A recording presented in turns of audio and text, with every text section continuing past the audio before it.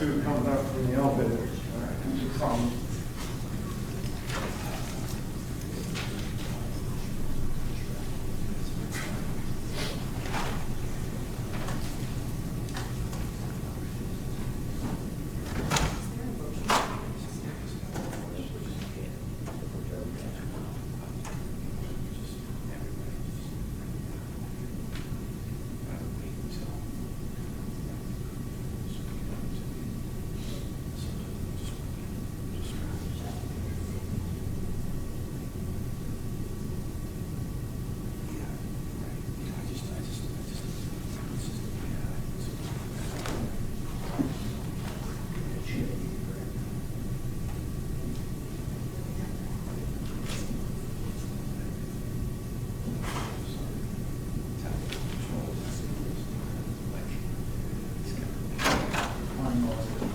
court's back in session, remain seated. Maybe seated. Okay, let's get the latest on the status of our jurors. One juror that we've already crossed off has shown up, and that is juror 3-7. So she's back in the mix. And juror 4-1 showed up. Okay, give me the rest of the report.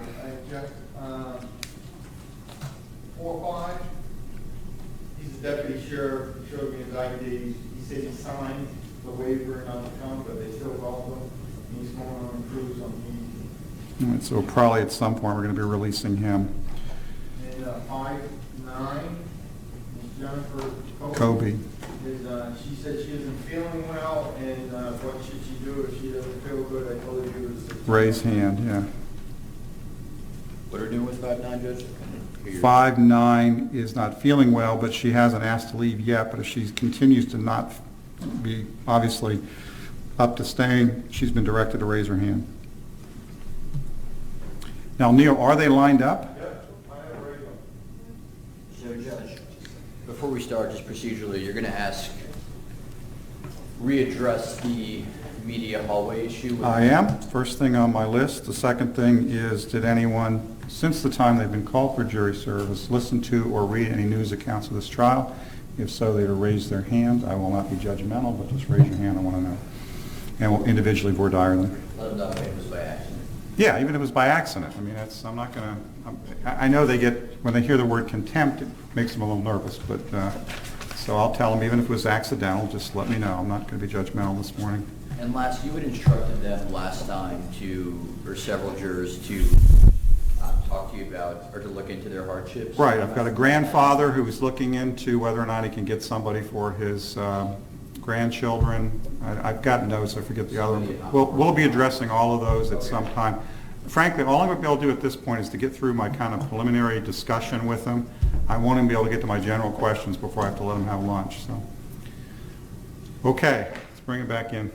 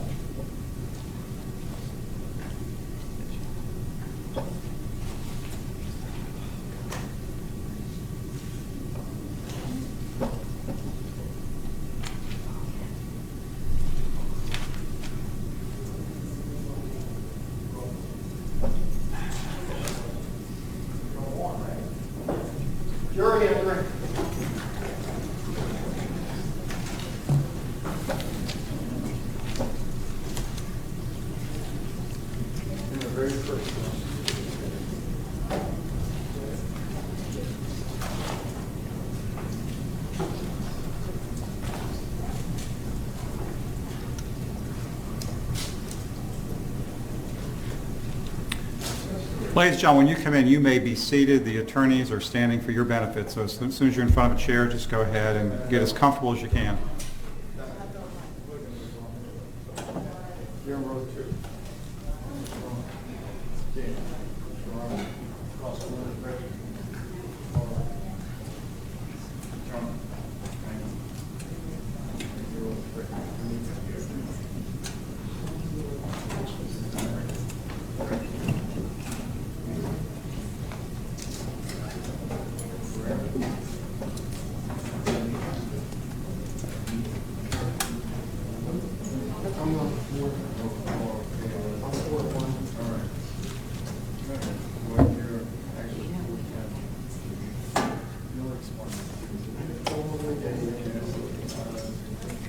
Judge. Yes, Mr. Rose.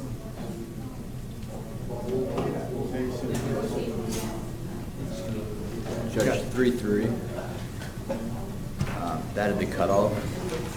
It's too big, so there's a D at the beginning and an N at the end. Right.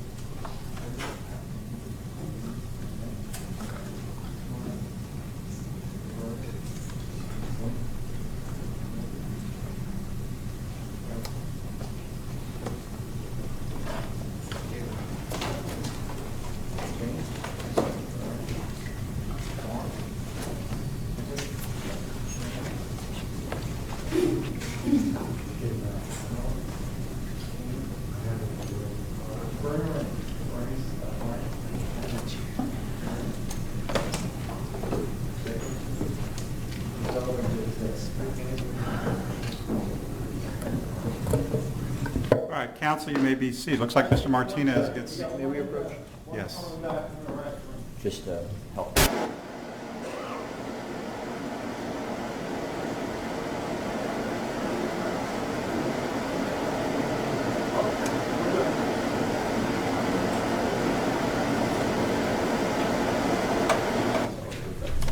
Okay, counsel, you may be seated. Welcome back, ladies and gentlemen. Let me begin by apologizing for the delay in getting you up here. There's a couple of factors that led to that delay. One you can't help me with, one you can help me with. We have to wait till everyone gets here, or we've explained their absence before we bring you up. So we did have some folks that were not here, we hadn't heard from, and we needed to make sure that we tried to contact them before we proceeded. So one thing you can do in the future is just, and most of you were here on time, that's fine, but one of the things you can do to assist us is be here on time, because I can't really bring everyone up until I've got everyone here. The other cause of the delay, quite frankly, you couldn't do anything about. We have a lot of jurors summoned for Mondays. For other cases, it's very hectic and busy in the jury assembly room, and they have to not only accommodate my trial, but the trials of other judges here. And so it gets a little chaotic downstairs, a little confusing. So I do apologize for the delay in getting you back up here. And I do appreciate your continuing patience in this case. As I said, we'll move along as quickly as we can. There are a couple of preliminary things that I do want to cover with you before we get going into kind of the nuts and bolts of jury selection. And these things kind of harken back to topics we began last week. The first 4 rows up through, I think it's actually into the 5th row, Ms. Thielot, I think you were all here on day 1. Everyone on back, you were here on Friday. And so there's actually 2 groups that have been assembled from folks we spoke to on Thursday and folks we spoke to on Friday. This first question relates to those of you who were here on Thursday. That was the first day, and as I said, I think it's the first 4 rows and into the 5th row through Ms. Thielot. And if I'm mispronouncing your name, I apologize. You'll get a chance to correct me, but I believe all of you were here on day 1. If that's not the cutoff, we got some people in the back that were also here on day 1. Yeah. On Thursday? Yes, sir. Okay, then I'm just going to address this to the entire group.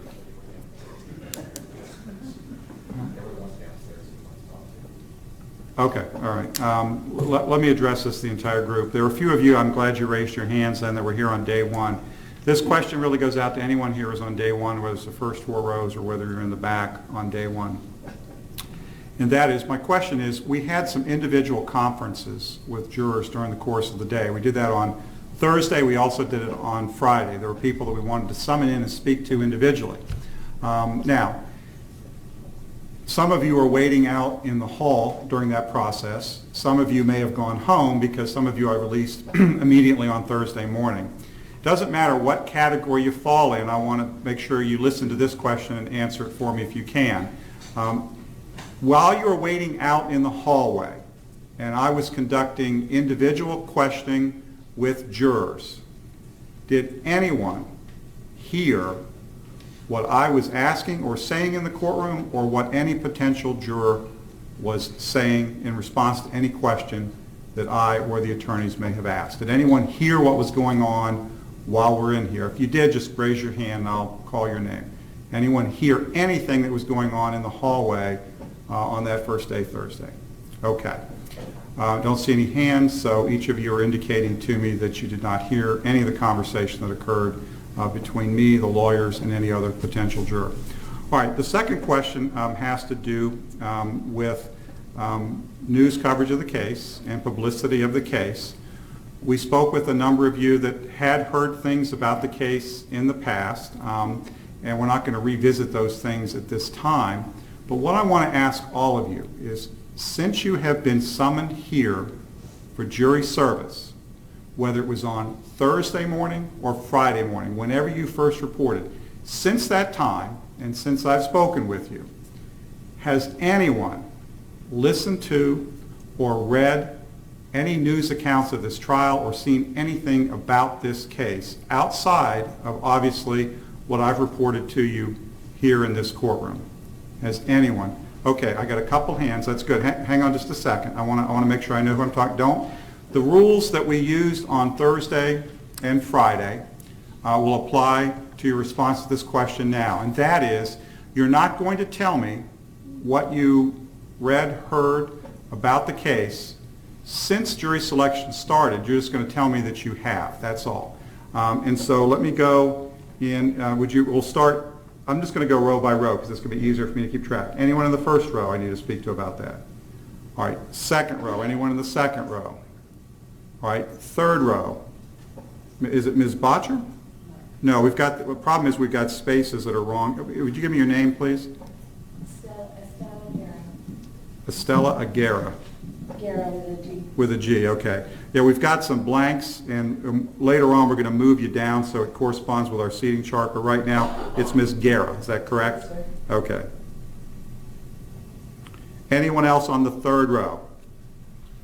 Okay, on the fourth row, did anyone see or hear anything? Is that Ms. Muniz? Yes. Okay.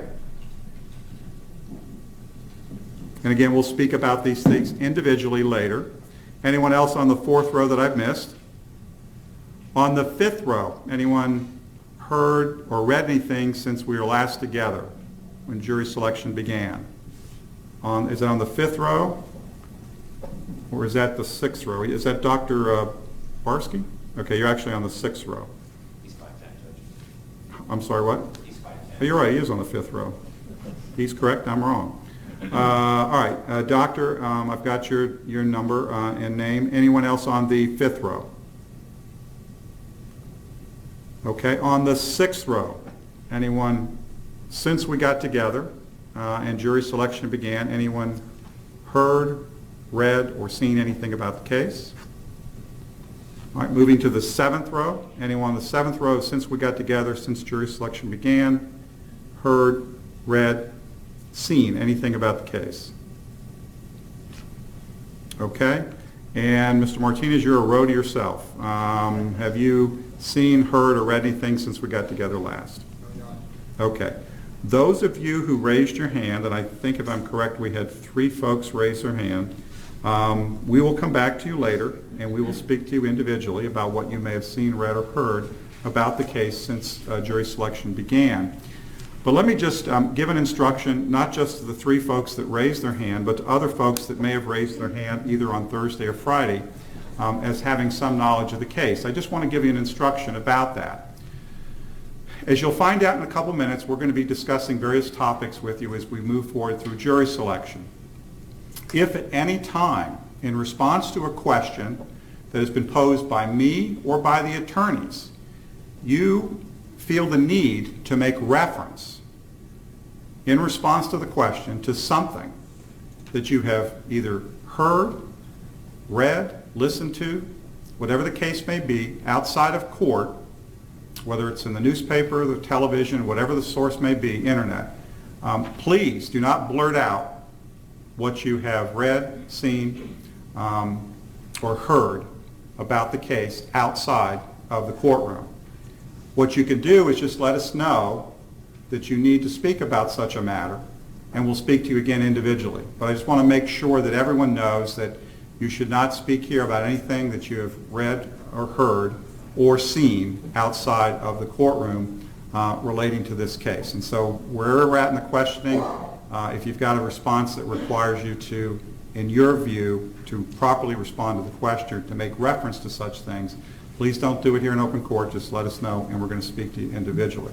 And the 3 that raised your hands, we will, as I said, speak to you individually in due course. But before we go there, I want to kind of get back started on jury selection, tell you what we're going to be doing now, how we're going to be proceeding. Before I do that, I will remind you again of the rules I told you before. I realize you're getting tired of hearing these rules. You could repeat these back to me verbatim probably, but they're important, so I'll repeat them at this time. Do not communicate with anyone concerning this case, whether it be verbally, electronically, in writing, any form of communication. Do not post on a blog, Twitter, tweet, any form of communication. You cannot communicate about this case. Do not do any research with respect to this case in whatever form it may take. Do not listen to or read any news accounts of this trial. As I said before, it's extremely important that you comply with all 3 of those directions. All right, so let me now talk to you about what we're going to be doing as we move forward through jury selection and explain the process going forward.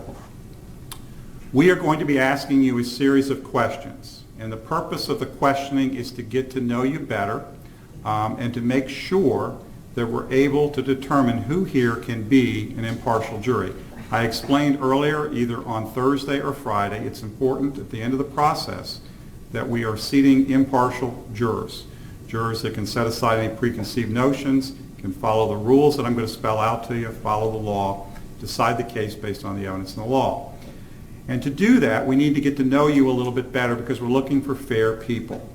And so we're going to be asking you some questions, and I'll start out with some very general questions. We probably will not get to those general questions until after lunch at this point. Then the attorneys will have an opportunity to ask you more specific questions. You may be wondering, if we're simply looking for fair people, why don't I simply ask you, are you a fair person, and move on? I believe if I ask each of you that question, hopefully you would say, yes, I'm a fair person. Most people do not say, no, I'm not a fair person, I'm arbitrary and capricious in everything that I do. That's not the way people respond to questions. And I can tell you, if you told me you're a fair person, I would believe you, because most people have a moral compass about themselves. They try to problem solve. They try to do what's right. And so if you told me you were fair, I would believe you right up front. So why don't we leave it at that? The reason we do not just simply ask that question and move on is because there may be something. Maybe something about this case. It might be an experience that you yourself have had, an experience that perhaps someone close to you has had, which in some way is going to be an obstacle for you being impartial in this case.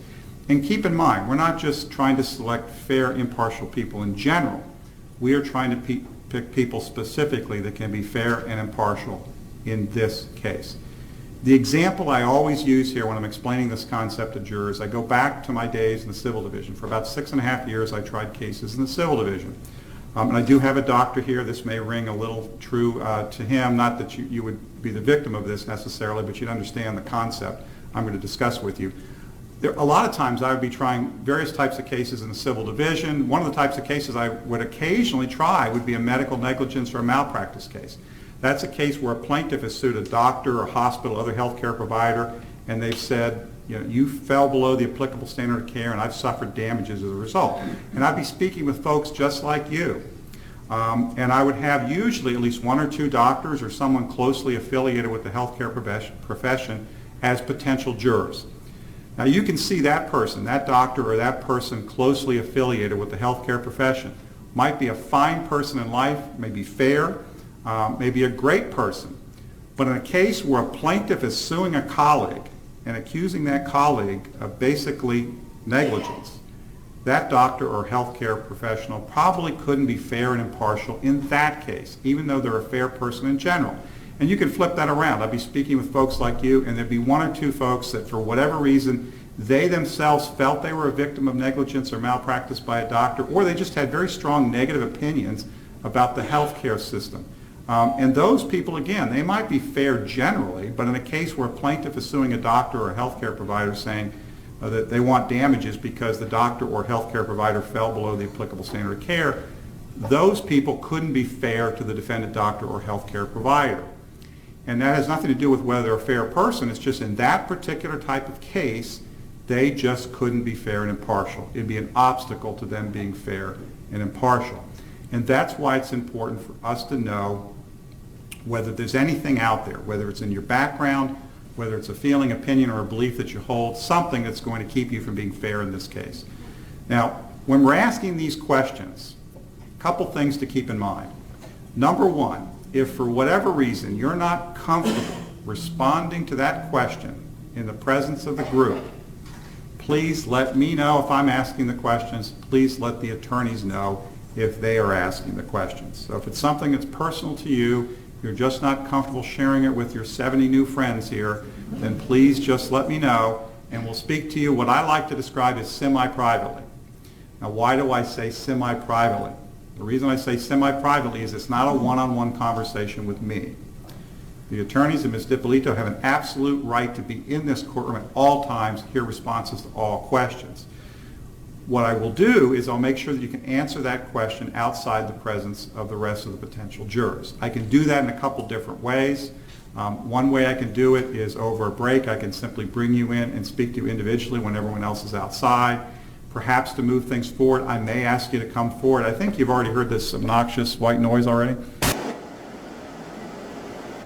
That's designed to mask the conversation we're having up here. So it may be possible that I just bring you up here, and if I do that, I'll just ask you to respond up here. Please don't be shy if that's the case. Just come on up. I'll ask you the question again. The attorneys will have an opportunity to speak to you up here kind of semi-privately, and you can respond to your question up here with the white noise on if that's how you're more comfortable. Also, keep in mind, when you're asked these questions, some of the questions may have to do with opinions, feelings, beliefs, those types of questions. Keep in mind there are no right or wrong answers to those questions. They're simply truthful answers to those questions. And that's all we're looking for, are truthful responses. Everyone is entitled to their own opinions, feelings, and beliefs.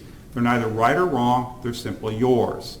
So at no time should you tell us what you think we want to hear. You tell us how you actually feel if you're asked those types of questions. So please keep that in mind. All we're looking for at all times would be truthful responses to any question that's asked of you, including questions that might have to do with your feelings about a particular subject matter. So that's the process. Now before we start that process any further, I do want to go over what your duties and responsibilities will be if you're selected for jury service in this case. It's important for you to understand what these duties are. It's important for us to understand that you can discharge these duties. And if you can't, we need to know about it. I like to break this up into two broad categories. And some of these things you've heard at least touched upon before. But the first thing you're going to have to do, if you're selected for jury service in this case, is you will be required to decide this case based on the evidence and only the evidence that's presented in this courtroom. Not something you may have read or heard outside of the courtroom, not some preconceived notion, not based on something that might have happened to you or a friend. You have to decide the case based on the evidence and only the evidence that's presented here. First question to the group, does everyone understand that? Yes. Okay. Now, here's the follow-up question. And you're going to find that almost every question I ask has a follow-up. Here's the follow-up. Understanding that you're going to have to decide this case based on the evidence and only the evidence that's presented here in this courtroom. Is there anyone here who feels that they cannot do that? In other words, anyone here who now feels, I cannot decide this case based exclusively on the evidence presented here? Anyone feeling that way? I'm seeing no hands, so each of you are now pledging to me again, you will decide this case solely on the evidence that's presented here. The next thing you're going to have to do, if you are selected for jury service in this case, is you will have to decide this case based on the law of the state of Florida as I instruct you during the course of the case. Now, I just said you had to follow the law. I did not say you had to agree with the law. I will tell you, as a judge, there are laws in the state of Florida I do not personally agree with. Now, as a judge, I'm entitled to personally disagree with the law, just like any other citizen can personally disagree with the law. What I can't do as a judge is fail to follow the law, whether I personally agree with that law or not. And if you're sworn as jurors in this case, you're going to have that same duty and responsibility that I have. You have to decide this case based on the law of the state of Florida, whether you personally agree with that law or not. Again, collectively, does everyone understand that? All right. Now I'm going to ask you an unfair follow-up question. It's an unfair follow-up question because you have no idea what law I'm going to ask you to follow at this time, and you will not receive your full legal instructions in this case until close to the end. In other words, what are the elements of the charged crime? How is it that you should consider and view witnesses? There are a whole host of legal instructions that are going to be read to you at the conclusion of the case. We're not going to read those to you now, so you're not going to know all the law that you're going to have to follow. I am going to cover some very fundamental principles with you in just a moment to make sure that you understand those principles and that also that you can follow those legal principles. But at this time, you don't even know what law I'm going to ask you to follow, and that is not going to come until the end of the case or sometimes during the course of the case. So it's a bit unfair. I'm asking it anyway. Is there anyone here who feels that for whatever reason they cannot or will not follow the law of the state of Florida, whether you happen to personally agree with the law or not? Is anyone feeling that way at this time? Anyone feeling that they cannot follow the law of the state of Florida as I instruct you during the course of the case? Okay, I'm not seeing any hands, so each of you are pledging to me that you can follow the law of the state of Florida as I instruct you. All right, now I mentioned that you're not going to get your full legal instructions until the close of the case, but there are some very fundamental legal principles I do want to go over with you. It's important that you understand these principles. It's also important that we understand that you can follow these principles. And if you can't, we need to know about it. Again, all we're looking for is candor. All we're looking for at all times are honest responses to any question we ask. So let me deal with some of these fundamental principles. Who here has heard of the presumption of innocence? I won't call on you, I promise. Anyone heard of the presumption of innocence? Okay. A few of you have heard of the presumption of innocence. Most of you have not. It's not one of those things you see on television shows very often, but it's very important. This is not a good sign. I'm losing my voice already. Let me talk to you about the presumption of innocence while I still have a voice. Presumption of innocence. Here's what the presumption of innocence means. Presumption of innocence means that any person accused of a crime in this country, now notice I didn't say state of Florida, I said country, because it does not matter whether you're accused of a crime in Alaska, Texas, Florida, anywhere in between. Any person accused of a crime in this country is presumed to be innocent until such time as the state, by evidence, proves two things. And we'll talk about the burden in just a moment. But the state must prove by evidence that, one, a crime in fact was committed, and number two, that the person they're accusing of committing the crime in fact committed the crime. They must prove both those things by evidence. Can't just prove one. They can't just prove a crime was committed. They have to prove a crime was committed and the person they're accusing of committing the crime, in fact, committed the crime. Unless and until they can present sufficient evidence to prove those two things beyond a reasonable doubt, and we'll talk about that in just a moment, any person accused of a crime is presumed to be innocent, and that presumption stays with them. Does everyone understand that so far? Okay. Let me take that a step further. Because a person accused of a crime is presumed to be innocent, and because the burden of proof at all times starts and ends on one side with the state, and it is the state that has the burden to prove what they have alleged by evidence, and because that burden doesn't change, any person accused of a crime is not only presumed to be innocent, that person has no obligation, no duty, no responsibility to prove anything. They do not have to prove their innocence. They do not have to prove anything because the burden of proof at all times lies with the state in a criminal prosecution. Does everyone understand that so far? Yes. Okay. Now here's the important follow-up question. Understanding the presumption of innocence as I've explained it in this case, is there anyone here who cannot or will not, for whatever reason, apply the presumption of innocence in this case, presuming at this time Ms. Dippolito to be innocent, understanding that she has no burden, no obligation, no responsibility to prove anything, and that each of you will look to the state for proof of what they've alleged by evidence? Is there anyone here who cannot or will not do that in this case? Okay, I'm not seeing any hands, so each of you are pledging to me, one, you understand the presumption of innocence as I've explained it, and also two, that you can apply it in this case. So what is the burden of proof that we look to in a criminal case? I mentioned a moment ago, beyond a reasonable doubt. That is the burden that's going to apply here. In our judicial system, we do have different burdens of proof that are applied. And for example, that civil case I was telling you about where the hypothetical plaintiff was suing the hypothetical doctor for malpractice. The burden of proof in a civil case is a greater weight of the evidence, greater weight of the evidence. Sometimes people will describe that as the preponderance of the evidence. Sometimes they'll describe it as more likely than not. So that hypothetical I gave you, more likely than not did the defendant doctor fall below the applicable standard of care, more likely than not did the plaintiff suffer loss or damage as a result. That would be the civil standard, the civil burden. We're not in a civil courtroom, you know that already.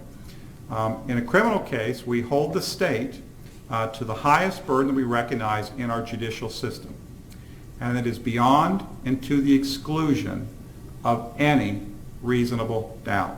That is the burden that's going to apply in this case. Now, we do not define any of these burdens by percentage. So when I talk about beyond and to the exclusion of any reasonable doubt, that's not 100%, it's not 85%. We don't use numbers. We do not use percentages. It's beyond and to the exclusion of any reasonable doubt. That's the burden that applies in a criminal case. That's the burden that's going to apply here. Does everyone understand that? Yes. Okay. Follow-up question again. Is there anyone here who, for whatever reason, cannot or will not hold the state of Florida in this case to that burden, that is to prove what they have alleged by evidence beyond and to the exclusion of any reasonable doubt? Anyone here who would hold the state to some other burden, either higher or lower, beyond and to the exclusion of any reasonable doubt? Okay, I'm not seeing any hands raised. That means that each of you are pledging to me that you understand the burden of proof beyond and to the exclusion of any reasonable doubt, and that you will hold the state to that burden in this case. Next concept I want to discuss with you. Who here has heard of the right to remain silent? More hands on this one, and that's one you do hear about. I don't know how many people watch TV, cop shows, that kind of thing, Law and Order, those types of shows. Anything that has to do with a courtroom, you've probably heard of the right to remain silent in some fashion or in some way. So let me talk to you about the right to remain silent, both so that you understand it if you didn't raise your hand, and so even if those that did raise your hand, you understand exactly how it works and exactly how it's applied. The right to remain silent means that any person accused of a crime In this country, again, this is a fundamental constitutional right, flows from the U.S. Constitution. Any person who is accused of a crime in this country has an absolute constitutional right to remain silent. Most people have heard of that. Some people have not heard of what I'm about to tell you, what that means in terms of the exercise of that right. If a person has a right to remain silent that flows from the U.S. Constitution, if they choose to exercise that right, no juror may infer guilt from that. No juror may in any way use that in their decision making, and no juror should ever be concerned about whether an accused person did or did not take the stand. Because they have the right to remain silent, they do not take the stand, it cannot be used in any way. It's not an inference of guilt, it cannot be used at all. Does everyone understand that? Yes. Okay. Now here's the important follow-up question here. Understanding the right to remain silent, as I've explained it to you, is there anyone here who cannot or will not, for whatever reason, recognize the right to remain silent in this case? Understanding Ms. Dippolito has no obligation to testify and she exercises her right to remain silent, no juror may infer guilt from that, and no juror may use that in any manner whatsoever, and no juror should even be concerned about whether the accused did or did not take the stand. Anyone here who cannot or will not apply and abide by the right to remain silent as I've explained it to you. Okay, I've got a hand raised. Very good. Let me call out your name. Hold on just a second. Is that Villamil? Yes, sir. Okay. And I think just for the record, I think it's juror 1-5. Okay, tell me your concern about the right to remain silent. This just gives me reason to pause if the person is willing to go on the stand and defend themselves. Give me reason to pause so why they're not doing it. Okay, so you have some concern about a person who exercises their right to remain silent. Let me have a little bit of a conversation with you about that, see if we can agree or disagree with a couple of things. And that's fine. If you have a concern, that's what you need to express to us. Let me ask you this. Can you think of reasons why a person accused of a crime might choose not to testify, even though they're not guilty? In my mind, if they're not guilty, there's more reason to speak up. Okay, let me talk to you a little more about that. Would you agree that some people are not good at public speaking? That some people, in fact, are terrified of public speaking? And that some people might be concerned about how their comments might be misconstrued because of their nervousness, their concern about that fear? Could that be a valid reason for someone not to take the stand if they were concerned about their words being misconstrued, even though they're not guilty of anything? There has to be then other things that they need to show in terms of evidence for them not to take that step of defending themselves. That raises the next thing I want to talk to you about. Remember I just said that a person accused of a crime has no obligation to prove anything.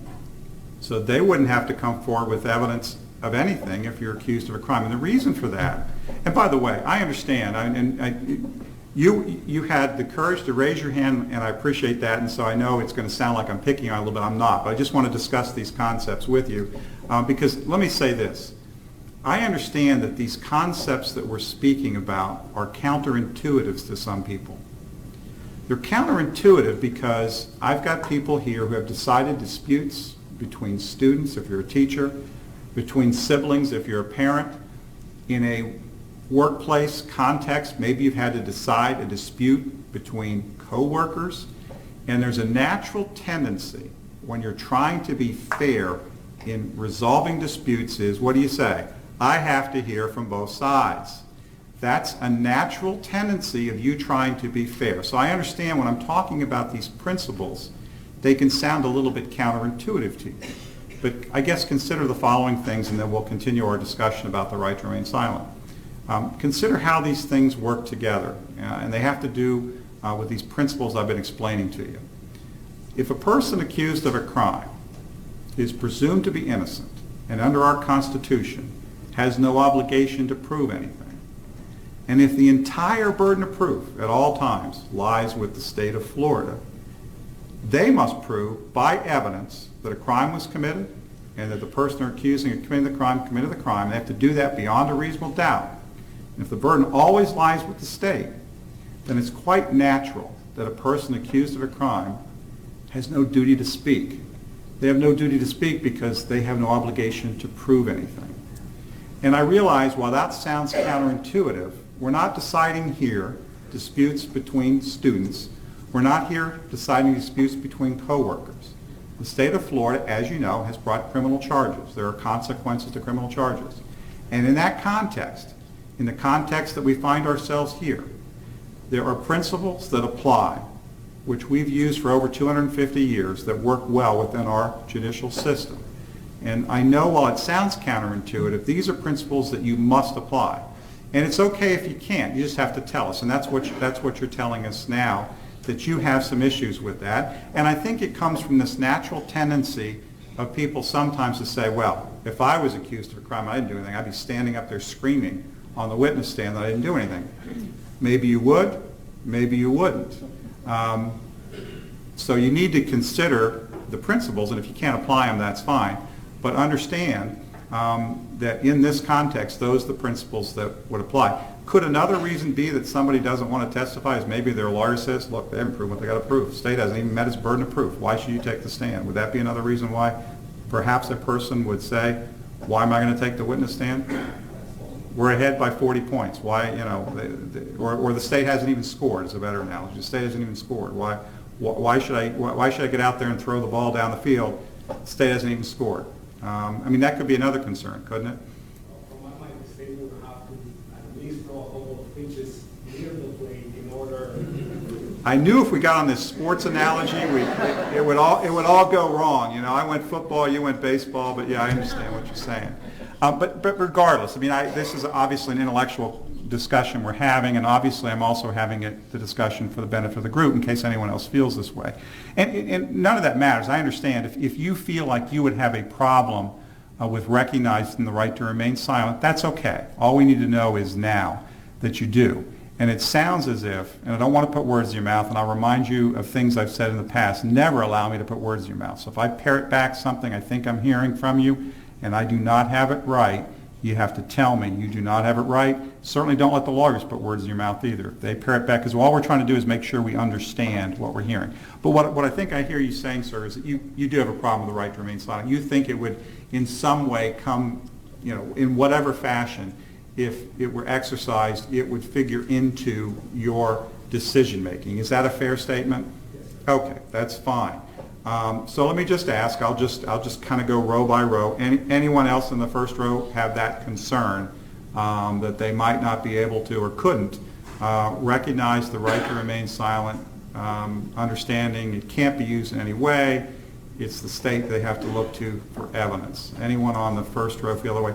Second row, any concerns that we should talk about with respect to this right to remain silent, or for that matter, any of these other rights that I've already discussed with you, because as I said, they work together. You have to apply them together. Anyone on the third row who's feeling that way, that they've got some concern about the right to remain silent, a person's exercise of that right in any way? Anyone on the third row? Okay, moving to the fourth row. Anyone on the fourth row have a concern about the right to remain silent, or for that matter, any of these principles that we've been discussing? Okay, let me move back to the fifth row. Anyone on the fifth row? Concerns about the right to remain silent, as I've explained it, understanding if it's exercised, cannot be used in any manner. You must look to the state of Florida for evidence. Anyone concerned on the fifth row? Sixth row? And Mr. Martinez back there, you okay? All right, do you have any concerns with, I could call out row 8, but you're back there by yourself, so any concerns about the right to remain silent? Okay, I've got a hand raised over here. Is that Mr. Hornsby? Yes, you are, but Oh. you missed row 7. I missed row I 7. think so. Okay, well, row 7. Anyone concerned in row 7?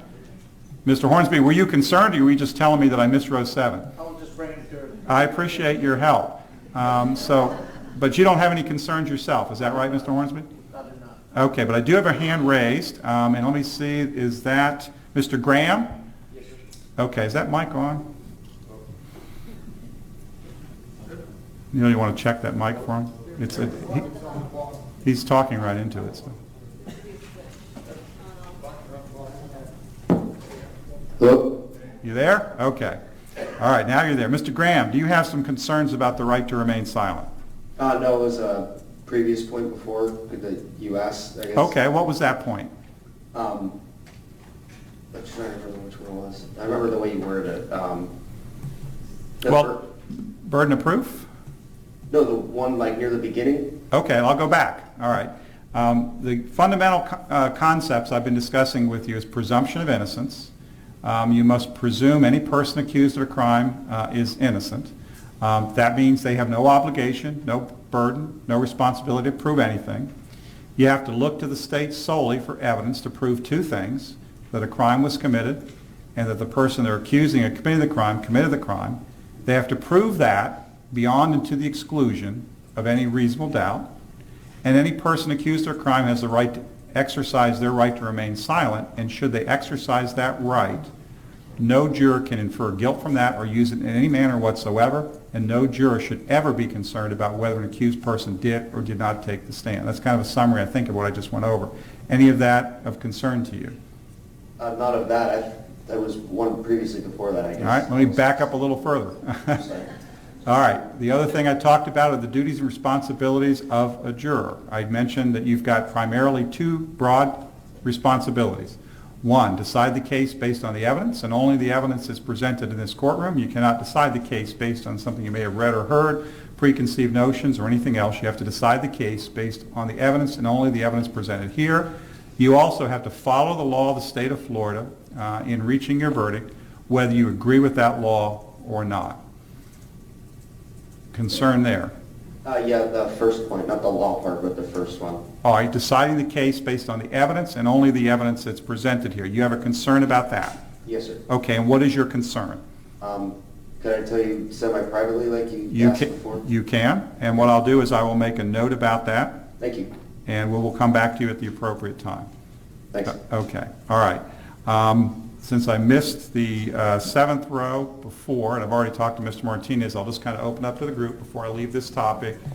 Anyone at all at this time concerned with the right to remain silent as I've explained it, the ability to apply that right in this case, or any of the other fundamental principles that I've been discussing with you? Any additional concerns that we've not already addressed? Okay. All right. I want to go to one more topic, and then what we're going to do is, because I've got general questions I've got to go through with you, we're probably going to break before I get into those questions just so we can keep some continuity here. I want to go over a couple of other principles with you before we get to those questions. During the course of the trial, I mentioned that you're going to receive extensive legal instructions during the course of the trial and at the end of the case. One of the instructions that you're going to get has to do with law enforcement witnesses. Now, I'm paraphrasing the instruction. At the time of your charge, I will read the instruction to you, but I'm pretty close in paraphrasing. And that instruction is going to say that law enforcement witnesses are not entitled to any more or less consideration than any other witness simply by virtue of the fact that they're a member of law enforcement. Now, what that instruction essentially means is that we treat witnesses the same. As they walk into this courtroom, you do not make immediate decisions or assumptions about the credibility of that witness based on whether they're wearing or not wearing a uniform, or based on whether they're a member of law enforcement or not a member of law enforcement. In other words, you wait until a law enforcement witness, just like any other witness, takes the witness stand, swears to tell the truth, and then testifies. Then once a law enforcement witness testifies, just like any other witness, then you judge their credibility. Then you consider their education, their training, their experience, their ability to see and know the things about which they're testifying. Have they given prior consistent or inconsistent statements concerning their testimony? their demeanor, the manner in which they respond to attorneys' questions. In other words, once any witness, including a law enforcement witness, takes the stand, you have the ability to judge their credibility, and that's what jurors do all day. You decide who you believe and who you do not believe. And once they take the stand and testify, that's fine. You make that judgment call. But what you can't do is make judgment calls concerning their credibility as they walk through the door simply because they're a member of law enforcement, or for that matter, once they raise their right hand, tell you they are a member of law enforcement. It's not at that point even that you can judge their credibility. You have to listen to what they have to say. Does everyone understand that collectively? Now, does anyone here believe, for whatever reason, they cannot do that? In other words, they can't wait. Okay, we've got a hand raised. Let me, is that, let's see, which row is that? 1, 2, 3, 4, 5. Row 5. Is that Mr. Coca? Yes, sir. Okay. Mr. Coca, you have a concern about law enforcement witnesses. Is that correct? Correct. Can you tell me that concern? It's hard for me to trust officers of law when it comes to specific cases and being in a courtroom. Okay, so you actually have a bit of a distrust of law enforcement. Correct. Okay. Let's talk about that for just a minute. It's with regard to law enforcement generally and law enforcement witnesses specifically, because that's what we're talking about. Many people have divergent opinions about law enforcement. Some people have very strong positive feelings about law enforcement, perhaps because someone in their family's been in law enforcement, or just because they have those very strong positive opinions about law enforcement. Sometimes because of either a personal experience or perhaps what they've observed or believe they've observed in the world, for whatever reason, some people have very negative opinions about law enforcement. Most people are somewhere in between, but there are opinions on both sides, very negative opinions, very positive opinions, and opinions in the middle. And again, I'm going to pare it back what I'm hearing you say, but I don't want to overstate it, and I don't want to get it wrong.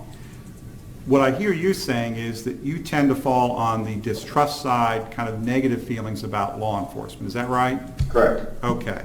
And is that based on your own, we don't have to get into the details, but your personal experiences or things that you've read or heard, or what is your basis for that? It wouldn't be personal experiences. It would just be what I've seen in this country. Okay, so observational things that may have been reported concerning law enforcement. We're not going to get into any specific examples, but just generally things that you have seen have led you to distrust law enforcement. Is that right? Correct. Okay. Now that's okay, but here's what I need to know. You can be a person who is 100% in favor of law enforcement, have great feelings and opinions about law enforcement, or you can be a person, as you have expressed it, distrust law enforcement. You can be anywhere in between, but what we need to know is your distrust of law enforcement going to affect your ability to be fair and impartial in this case? In other words, what I mean is, although it's obvious that Ms. Dippolito and the defense have a right to a fair trial, the state also has a right to a fair trial. And so the question becomes, regardless of your feelings, can you set those feelings aside, listen to what law enforcement witnesses have to say, and then judge their credibility? Or are you in such a situation, your own feelings so strong that no matter what a law enforcement witness says, you're going to distrust them and disregard what they have to say because of your general feelings? No, evidence is evidence. All right, so, and again, just not to put words in your mouth, but what I hear you saying is that even though you distrust generally law enforcement, I mean, can we agree that there are, I hate to use this good cops, bad cops, but it's the easiest thing to do. Would you agree there are good cops and bad cops? Yeah. I mean, generally, I think everyone, they're people, correct? I mean, there's good judges, bad judges, good lawyers, bad judges, or lawyers, good plumbers, whatever. Good people, bad people. And I don't mean to disparage anyone, but I'm just saying, what I hear you saying is, regardless of your feelings, you're going to be able to set those feelings aside and judge for yourself whether this is one of the law enforcement officers that's actually giving you truthful testimony, or if you conclude otherwise, that's fine. But in other words, you're not going to make up your mind and conclude that the person is not honest with you. Again, based on preconceived notions you might have about things that occurred outside the courtroom. Can you do that? Yeah. Okay, so even though you have those strong negative feelings, you believe you can set those aside, listen to what the law enforcement witness has to say, and then judge the credibility of that testimony. You can do that. Okay.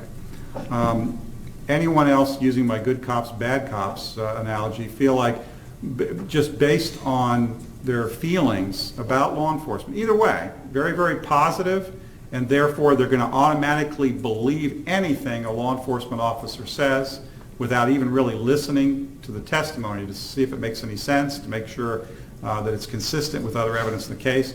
Is there anyone who feels so positively about law enforcement they're automatically going to conclude law enforcement cannot be dishonest, cannot essentially not tell the truth or embellish, just because you have these big, strong, positive feelings about law enforcement? And on the other end of the spectrum, anyone feeling like you got such negative feelings you couldn't trust an officer no matter what they said, even if you hadn't really even heard what they were going to testify to? I mean, those are two extremes. Okay, is it Mr.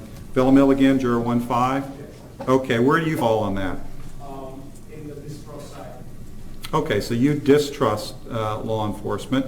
Are you able, as Mr. Coker was, I'd gone through this discussion with him, are you going to be able to set those general feelings aside and listen to law enforcement witnesses and determine their credibility based on what they say, not based on your general feelings of distrust? Can you do that? Yes. Okay. But you do fall in the camp where you do not generally trust law enforcement. Okay.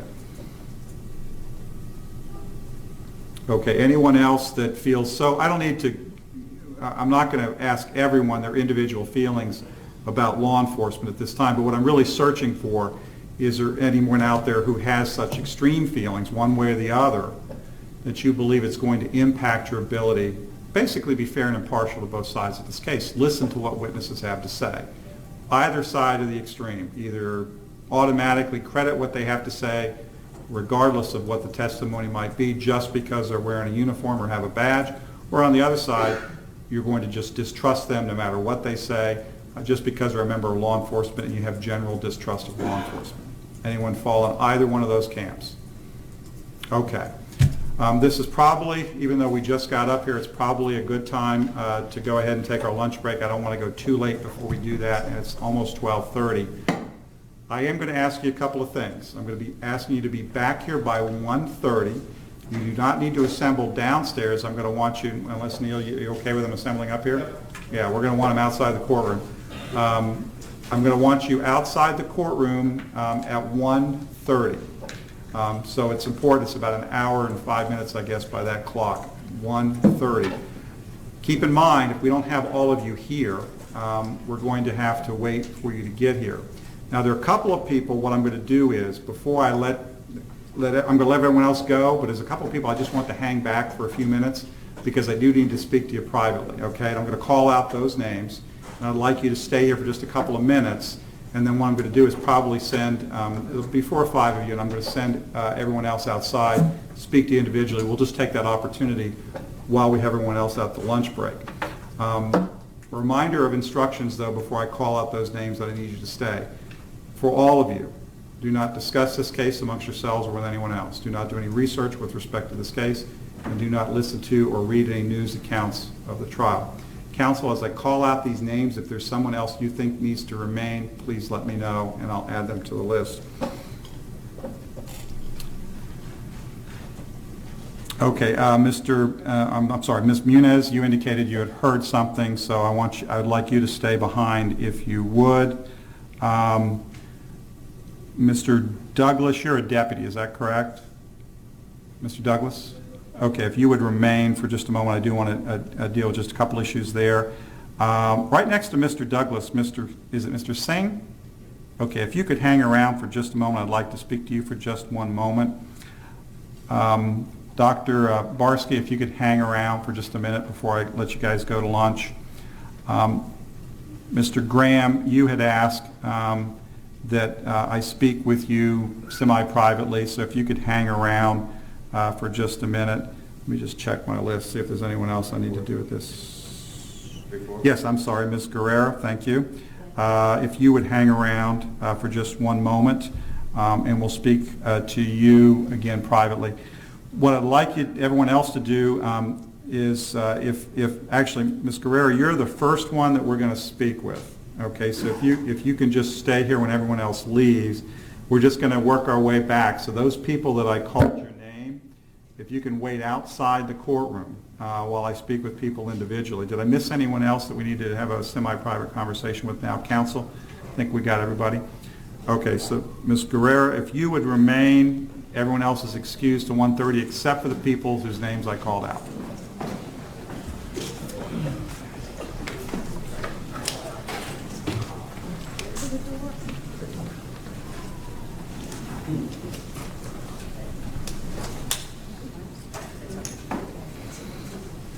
Maybe I'll approach real quick? Sure. Mhm.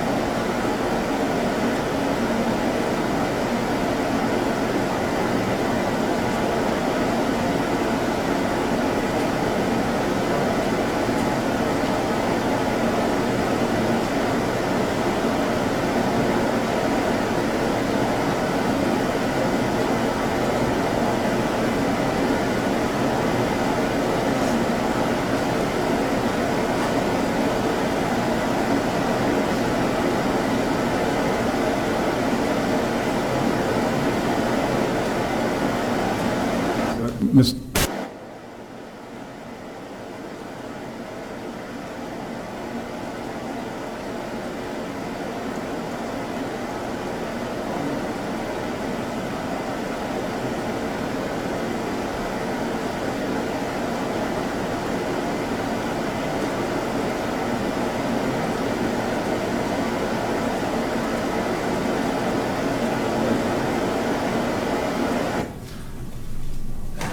Hi, Ms. Guerrero, I'm sorry, we have our own private conversation up here. Yes. Ms. Guerrero, you indicated that since we got together, you may have seen, heard, or read something about the case, is that right? Yes, sir. Okay, was that in the news? In the news on TV. On TV, so was that over the weekend? It actually, I normally don't watch TV, but this morning I had extra time because I normally report into work at 8 o'clock. You had to be there here until 9:30. so- 9:30, and I switched on the TV set, and I'm sorry that I did because it just came on there. Something about the trial possibly being moved out of this county. Okay, so you saw something about the trial possibly being moved outside of this county. I'm going to ask you a series of questions. I'm going to come back and find out specifically what all you heard or saw based on what you did hear or see this morning. And I understand things happen that are inadvertent, and so I don't want you to feel bad about this. You know, that's why we ask the question. And so if somebody inadvertently sees something, hears something, or reads something, you just need to let us know so we can assess it. So I appreciate your candor, ma'am. Based on what you saw, however, this morning, did you reach any conclusions about the case? No, sir. Based on what you saw this morning, did you reach any opinions about the case? No, I did not. Did you come to any preconceived notions about the case? No, I have none. Okay. And based on what you saw on television this morning, have you reached any conclusions? Do you have any opinions or preconceived notions concerning the guilt or innocence of Ms. Dippolito? No, I don't. All right. And are you able to set aside anything that you may have seen this morning and decide this case based on the evidence and the law that I instruct you on? Yes, I am. Okay. Now, if I could just ask you a little bit more specifically, what do you recall? You've indicated you saw something about the case maybe being moved out of the county.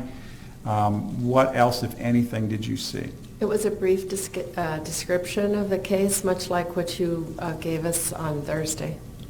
Well, let me ask you this. Beyond what I gave you on Thursday, was there anything else that you recall hearing or seeing on the television with respect to this case? Any other details that you can remember? Nothing other than the possibility of it being moved out of the county. Okay. All right, I'm going to give the attorneys an opportunity to ask you some questions. I'll start with the state. Okay, Mr. Claypool? Yes, thank you. Good morning. Is it Ms. Guerra? Gara. Guerra, hi, how are you? Good, how are you? Good, thank you. In the news coverage that you did hear and see, did the broadcast person discuss the history of Ms. Dippolito's case? Just a brief description of the case, much like what was given to us by the judge on Thursday. I actually wasn't even watching it. It just, I turned on the You were TV. listening? I turned on the TV. I wasn't even listening. I was doing stuff around the house, and that just happened. I thought, oh my goodness, I've got to go and turn that off. And again, I'm not being difficult or picking on you. I understand. We're trying to do our job. Sure. But when you say it was a brief description similar to what His Honor gave you, Yeah. you try to be a little bit more... More specific? A little bit more specific, yeah, I appreciate it. Thank you. That Ms. Dippolito was arrested after I guess an undercover officer said that she had tried to hire him to kill her ex-boyfriend. Is that it? That's it. And having heard that,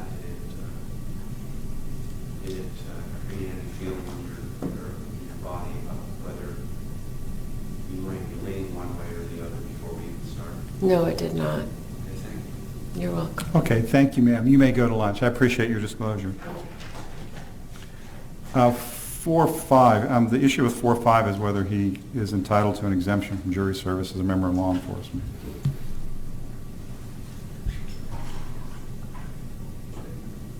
Apparently he talked to Neil about that. Oh, maybe it's 4-4. It might be coming in before that. Singh. Juror 4-5. Douglas. What was Singh's issue? I'll tell you in a minute. Mr. Douglas, just come on up to the microphone. Counsel may be seated. Deputy Cascone indicated you're a member of law enforcement. Is that right? Yes, sir. And there's an exemption. Did you sign the exemption? Yes, but I was told because I have an arrest powers, I have to be here. Because you do not have arrest powers? Yes, I work in the jail as a corrections deputy. Okay, you're corrections. Okay, so you didn't fall within the exception then. Okay, were you trying to get off based on that, or are you just letting Deputy Cascone? Also, I had a previous cruise. Yeah, that's the other thing. You've got a cruise paid for. When is your cruise? It's the 18th through the 24th of December. Okay, so if we're done prior to the 18th, you're okay? Yes, sir, that's part. All right, so but you're letting us know that you do have a cruise on the 18th. Yes, sir. Okay. At this point, I'm going to ask you to come back this afternoon. I think we're still on track if we select a jury to complete the case within that time frame, but I'm going to make a note that you've got a cruise that leaves on the 18th, so we're not going to make you miss your cruise, all right? But I think we're still good. Can we approach it? What's that? Can we approach on that issue? Sure.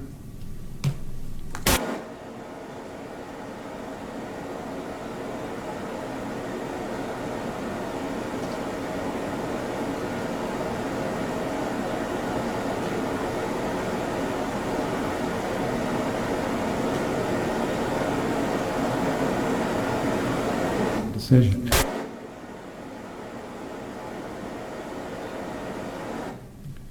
All right, thank you. We'll see you after lunch.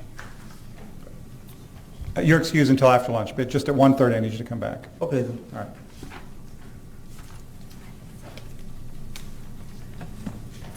Is 4-4 out there? 4-4.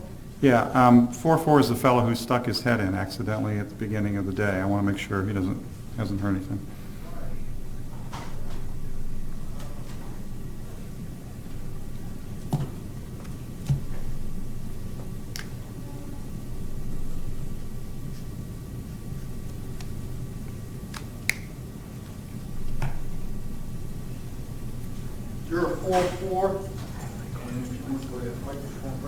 Mr. Singh, if you could just come up to this microphone, I just have a quick question for you. Counsel, you may be seated.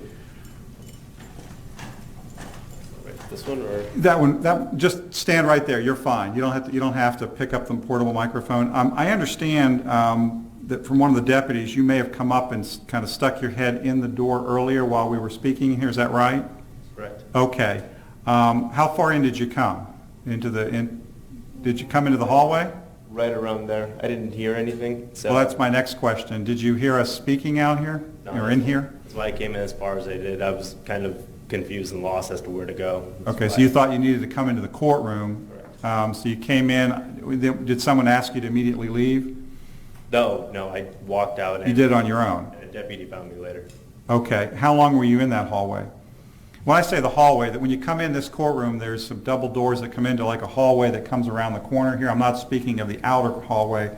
I'm talking about this inner hallway right here. You came into the inner hallway, right? Correct. Okay. How long were you in that inner hallway? 2-3 seconds at that. Okay. And in that 2 or 3 seconds, did you hear anything that was going on in here? In other words, did you recognize anything I was saying, asking? No, nothing was actually being said at all. So it was actually silent the few seconds you were in here? Correct. Okay. I'm going to let the attorneys see if they want to ask any follow-up questions on this. Okay. Thank you very much. I just want to make sure that we understood what happened. You can go to lunch. We'll see you back at 1:30.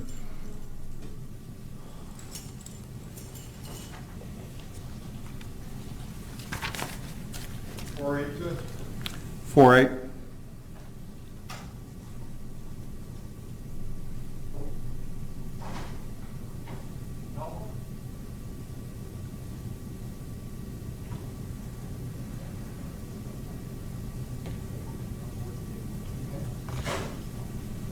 Juror 4-8. Ms. Munez, you can just come right to this microphone. The standing microphone is fine. Counsel, you may be seated. Okay, I think you indicated that since we were last together that you may have seen, read, or heard something about this case. Is that right? That is correct. Okay. Just tell me what you saw, read, or heard. I heard.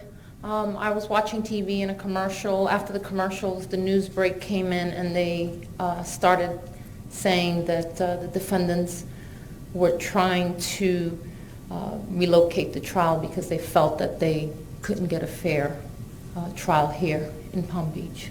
Okay, So so I you heard them. walked away. Okay, so you heard them say, and then you walked away. Okay, I'm going to get a little more specific about what you may have heard on television this morning. But before I get there, based on what you did hear, have you reached any conclusions about the case? No. Based on what you did hear, do you have any opinions about the case? Nope, never heard of this case prior to. Okay, and based on what you heard, do you have any preconceived notions about the case? No, sir. All right. And with respect to what you heard, to the extent you did hear anything about this case, are you able to set that aside and decide this case based on the evidence? Absolutely. Okay.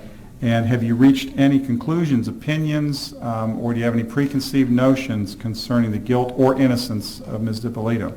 None whatsoever. Okay. Let me just get a little more specific with you. And I'm going to test your memory a little bit here. Can you tell me everything you can remember hearing this morning on the television? It wasn't this morning. It was on the week. It was Over the weekend. Okay, over the weekend. So between the last time you were here and today. Was it Saturday, Sunday, or do you remember? I would have to believe it was probably Sunday because I was watching football. Okay. And so tell me over the weekend, as best you can remember, what did you hear? Something to the effect that that there was a new case in Palm Beach and that the defense attorneys were having difficulty. They didn't believe that the defendant can get a fair trial. Did they discuss at all the history of the case?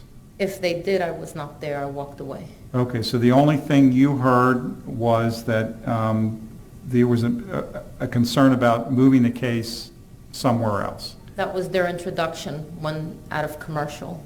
Okay, so it came on and then you walked out? Yes, sir. Okay. Let me give the attorneys a couple minutes to ask you any questions they wish. Ms. Lord? I thought I heard you correctly, but I misheard you. Did you say that there was something about a new case? Right, a new case that was coming to Palm Beach. You know, that's... What were they saying about that? I have no idea. I know that's how it came on, saying that there was a case in Palm Beach and that the defense attorneys were having difficulty getting a fair trial for the defendant, something along those lines. The judge had mentioned in his statement of facts the other day that this alleged incident occurred in 2009. What you heard on TV, did they say anything about what's been going on since then? No. I've never heard of this case prior to, so. No further questions. Okay, Mr. Claypool? Hi, Ms. Muniz? Yes. Hi. What was your interpretation of the comment that it was a new case, if this happened in 2009? I don't know. That's subjective, I guess. Never heard of this case before, so I can't tell you if it's new, old, existing. That's just kind of what I heard. Did the broadcast indicate why it is that lawyers felt like there was a difficulty in getting a fair trial? If they did, I wasn't a part of it. I walked away, so I can't tell you what happened after that. As soon as I was able to correlate that it had something to do with this, I didn't want to be a part of it, so I walked away. Didn't want to hear it. Do you feel any different now about being fair, having heard a commentary on TV about lawyers being concerned about a fair trial? No. No, because the defendant is innocent until proven guilty. I haven't heard anything on the case, so I can't make any decisions, or I can't have any preconceived notions about what's happening, because I don't know the case. All right. You weren't watching the Steelers game. I was watching the New England Patriots. Thank you. Neil, she didn't say who she was rooting for, so I wouldn't get too excited yet. I'm a Giants fan. There you go. So. Give it to him on the way out. Now, thank you, ma'am. You can come back at 1:30. I want to make sure All you right. get some Thank lunch. you. We'll see you back.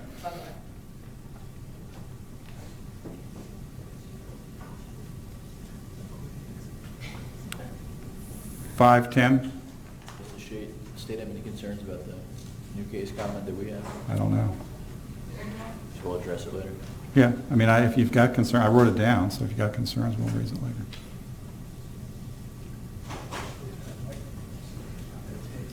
Juror 510. Doctor, you can just come up to this standing microphone, if you would, the one's right in front of you, and counsel, you may be seated.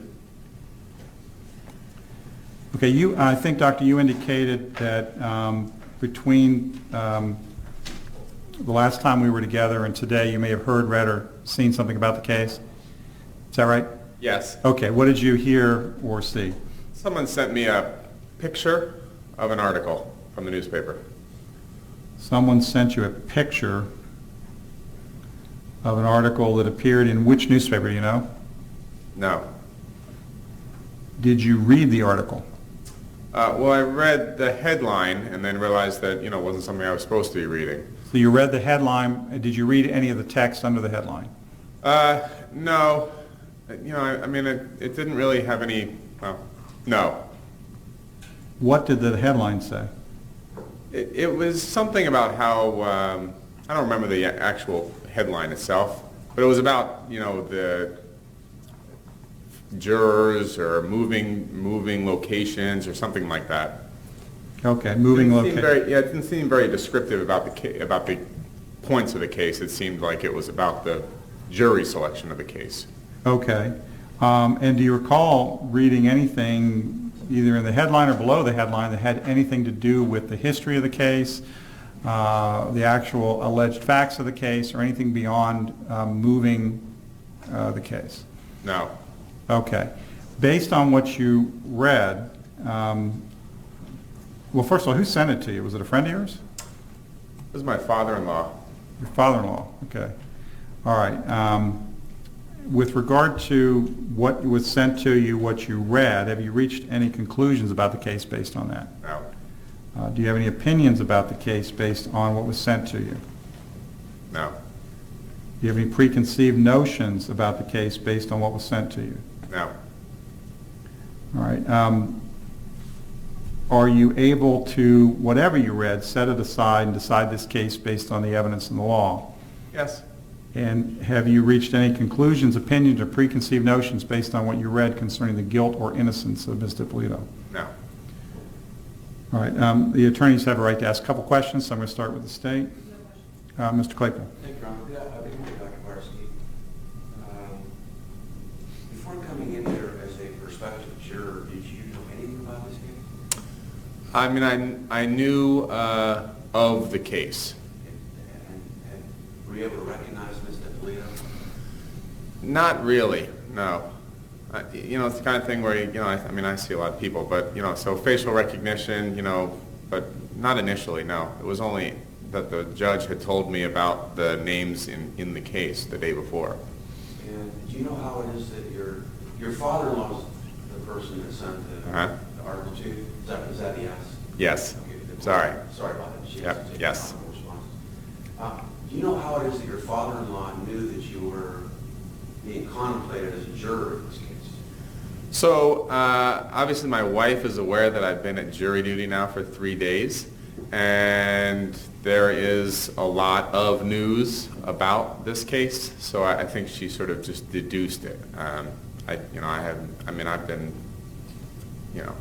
she hasn't really been honestly very happy that I haven't said a thing about the case, so, but those were the instructions I was given, so that's what I did. But I think it was just a deduction that she made, and then, because she's saying that it's all over the news, so.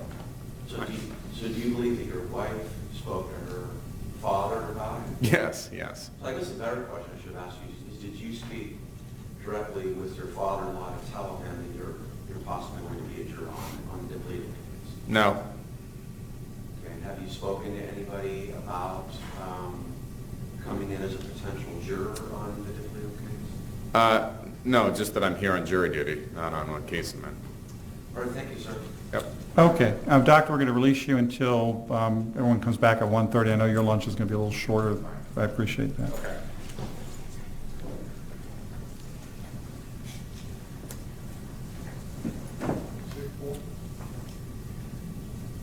Well, I think 7-7 is the next one up. 7-7.